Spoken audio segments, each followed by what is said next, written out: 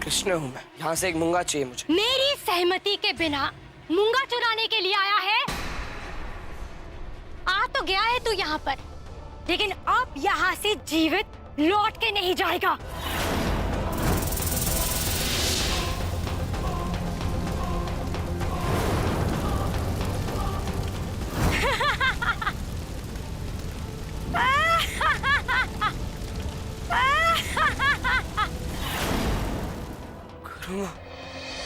यदि कोई मंगल ग्रह से गुरु माँ के लिए मूंगा लेकर आए, वो भी सूर्यास्त से पहले, तो इनके प्राण बच सकते हैं। तब तो हमें वो मूंगा लेकर ही आना होगा। ठहरो मंगलिका।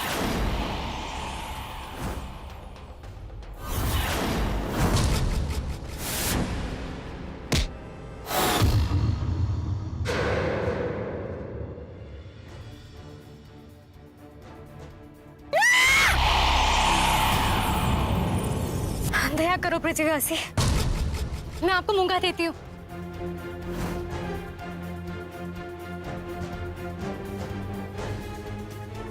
श्री कृष्ण की जय, श्री कृष्ण की जय, श्री कृष्ण की जय।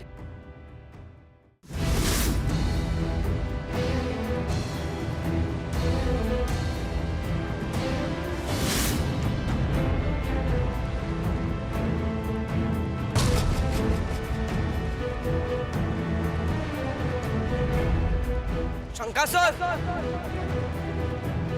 कहाँ है तू? सहाय से तो सामने आ। मेरे गुरुपुत्र को खाकर ही समुद्र में छुप के बैठा है ना तू? समुद्र तो क्या, मैं तुझे पाताल से भी ढूंढ लूंगा। सामने आ कायर, तुझे तेरे पापों का दंड आज मैं देकर रहूंगा।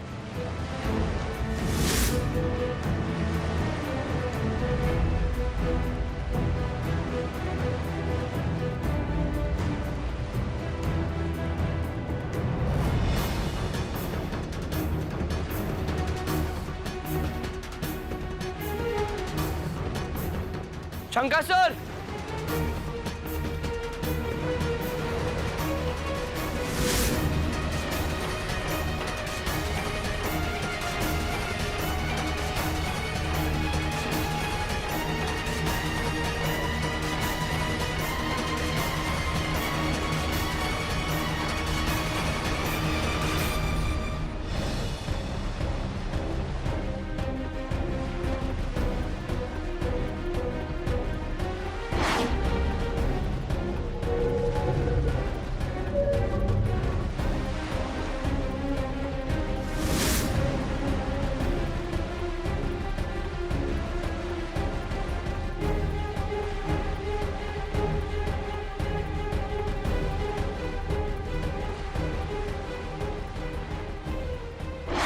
अच्छा,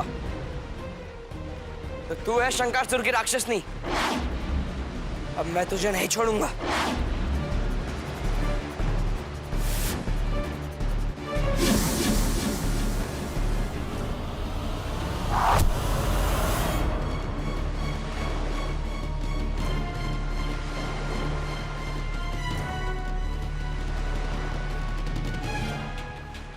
शंकासुर, कब तक छिपा रहेगा? मैंने तेरी राक्षसी मछली का तो वध कर दिया। यदि मेरे गुरु भाई को नहीं लौटाया तो मैं तेरा भी वध कर दूंगा। सामने आ कायर, मैं तुझे चुनौती देता हूं। सामने आ।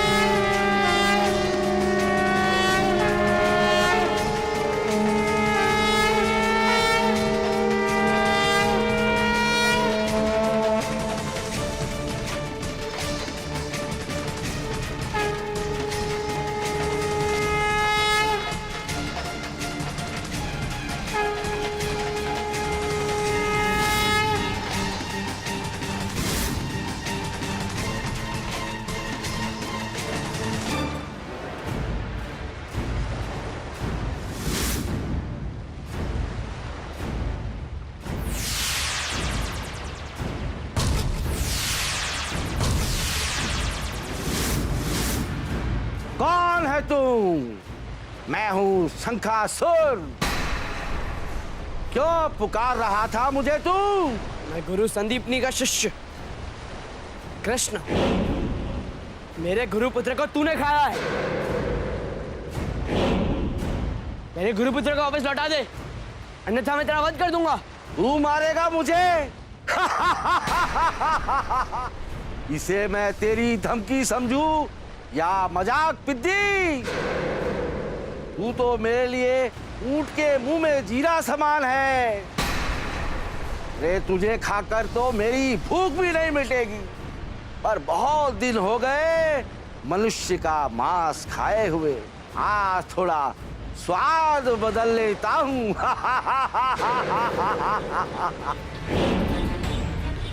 सारंग,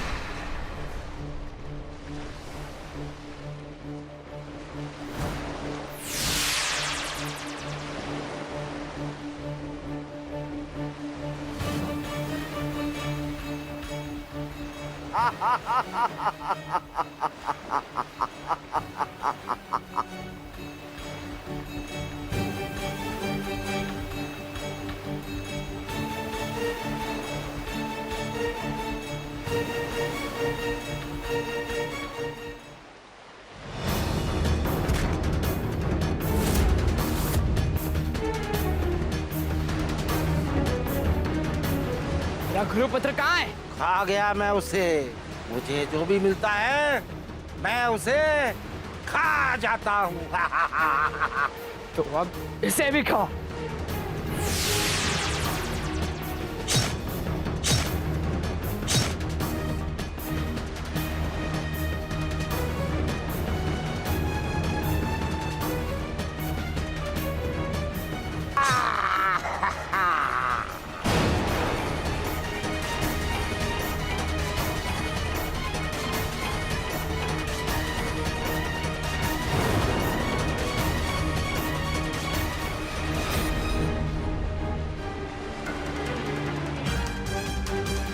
गुरुपुत्र तो उसके पेट में नहीं है।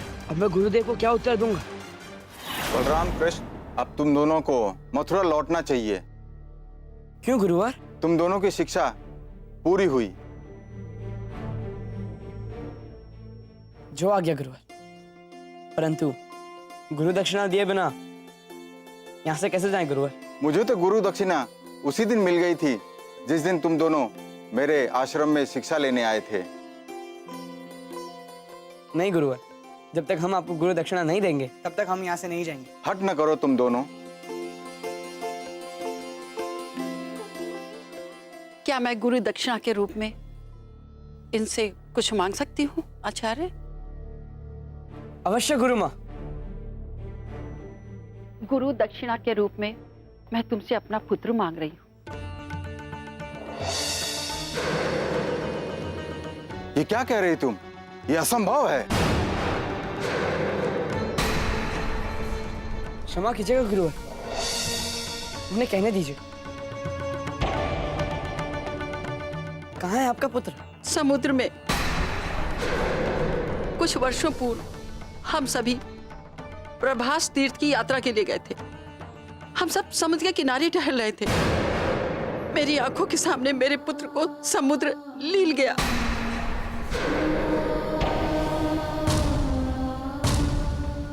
मैं अपने पुत्र के बिना नहीं रह सकती। कृष्ण, मेरे पुत्र को समुद्र से वापस लाके दे दो। अरे मदी मारी गई तुम्हारी। जो विधि का विधान है वो कभी बदल नहीं सकता। बीता हुआ दिन, मुंह से निकली हुई बात और शरीर से निकली आत्मा कभी लौटकर नहीं आती। ये सृष्टि का अटल नियम है। मैं वचन देता हूं कि मैं आपके पुत्र को समुद्र से लेकर आऊंगा। समुद्र को आपके पुत्र को वापस करना ही होगा।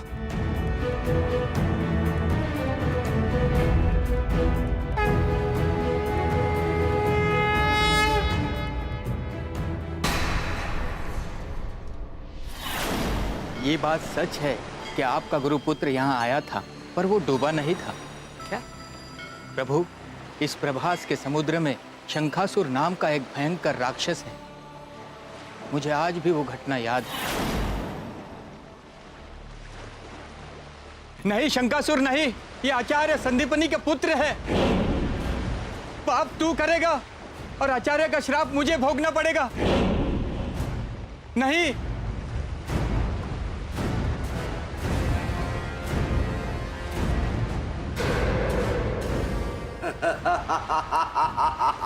मेरे बहुत रोकने पर भी वो आपके गुरुपुत्र को खा गया। वो इसी तरह से सभी को खा जाता है और लोग मुझे बुरा कहते हैं प्रभु। कहाँ मिलेगा मुझे? इसी समुद्र की गहराई में किसी को खाकर पड़ा होगा प्रभु।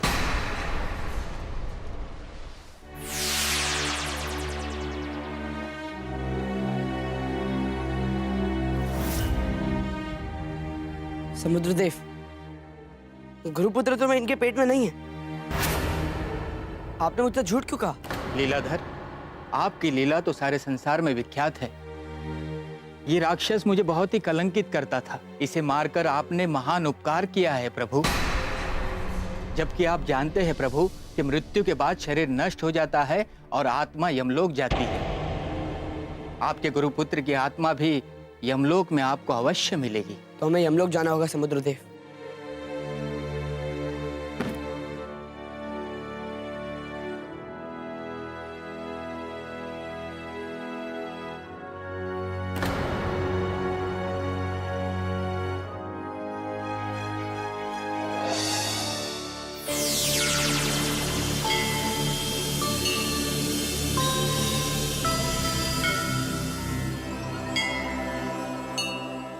ये पांचजन्य नाम का विशेष शंख है प्रभु। समुद्र मंथन के दौरान ये मिला था, तो इस राक्षस ने इसे भी खा लिया था।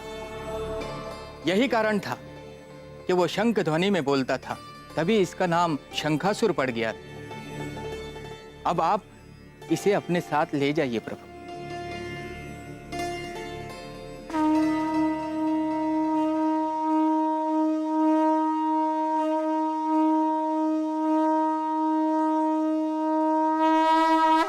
मेरे प्रभु, मेरे भगवान आ गए। ये शंख ध्वनि केवल वही बजा सकते हैं। प्रणाम प्रभु। प्रभु, यमलोक में पधार कर मुझे धन्य कीजिए। यमराज, मैं आपसे गुरुपुत्र की आत्मा लेने आया हूं। नहीं देवकी नंदन, ये नहीं हो सकता। आपके गुरुपुत्र को मरे काफी समय हो गया है। अब उसकी आत्मा लौटाई नहीं जा सकती। ना कहने का अर्थ जानते हैं आप यमराज?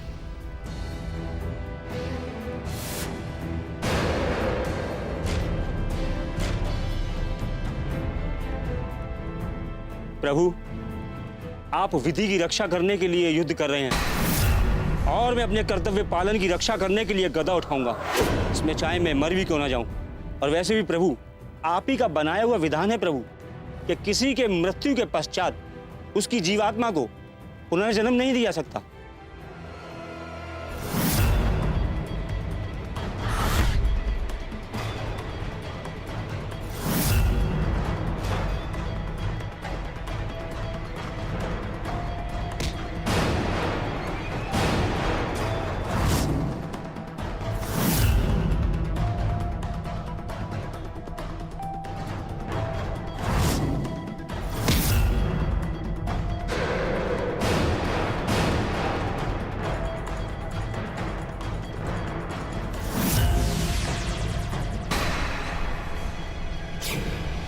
यमपाश, तो ठीक है।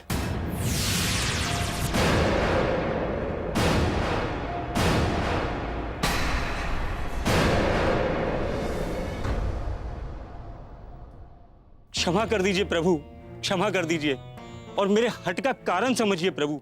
आपके गुरुपुत्र की आत्मा को लौटाने के लिए मुझे किसी के जीवन का अंत करना होगा। क्या? अर्थात प्रभु, 7 वर्ष पहले आपके गुरुपुत्र की आत्मा ने जन्म ले लिया है। वो किसी के कुल का दीपक है और माँ का लाडला है। यह तो बहुत बड़ी समस्या है प्रभु। गुरुपुत्र का दूसरा जन्म हो चुका है और फिर उसको असमय मारना असंभव है। क्या आप गुरु दक्षिणा में गुरुदेव और गुरु माता को कुछ और नहीं दे सकते? नहीं। यदि आपकी आज्ञा है तो। ठहरो यमदेव, जब मैंने ये संसार बनाया था तब मैंने ब्रह्मदेव से कहा था कि हर आत्मा की 3-3 रचना की जाए। एक मूल आत्मा, दूसरी कर्ता आत्मा और तीसरी होता आत्मा। यदि मूल आत्मा जन्म ले चुकी है तो कर्ता और होता तो अभी भी आपके पास सुरक्षित है ना यमराज? जी प्रभु। आप उन्हें ले आए। उसी से हम एक नई मूल आत्मा की रचना करेंगे और गुरुवर और गुरु माता की दक्षिणा चुकाएंगे।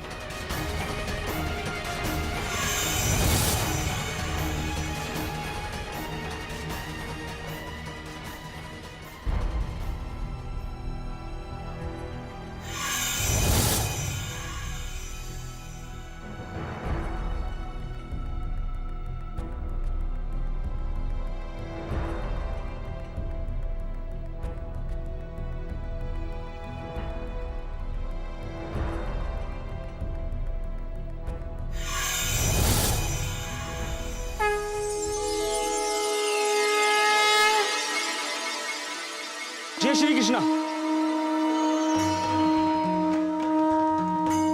जय श्री कृष्णा।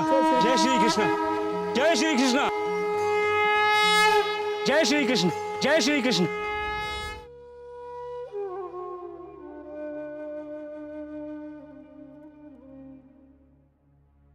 मेरी मानो, कुछ पल विश्राम कर लो।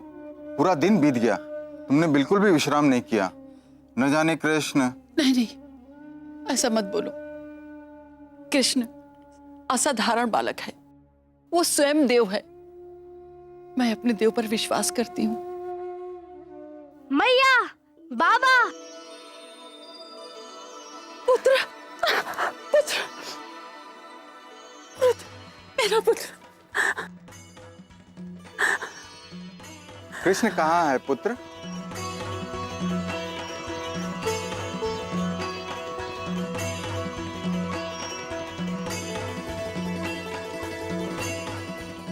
आपकी कोई और इच्छा है तो मांग लीजिए। नहीं नहीं कृष्ण, जो तुमने हमारे लिए किया है उससे मैं अपने आप को दुनिया का सबसे सुखी और धनी मनुष्य मान रहा हूं।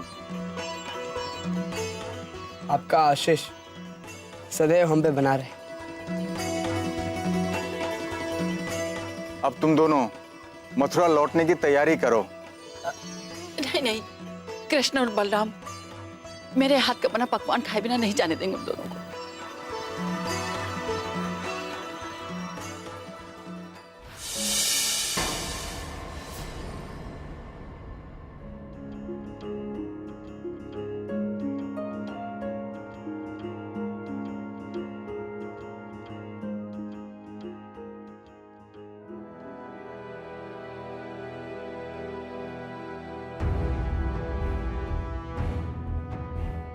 कान्हा, ये तुमने क्या किया?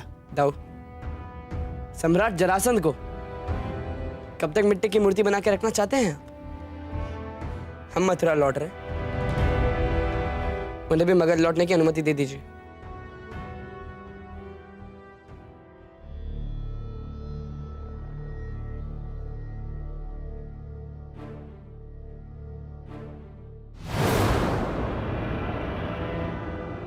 मायावी ग्वाले, अब मैं तेरा शीश काटूंगा और जब तक मैं तेरा शीश काट कर तेरे रक्त से तिलक नहीं लगाऊंगा तब तक ना तो मैं अन्न ग्रहण करूंगा और ना ही जल।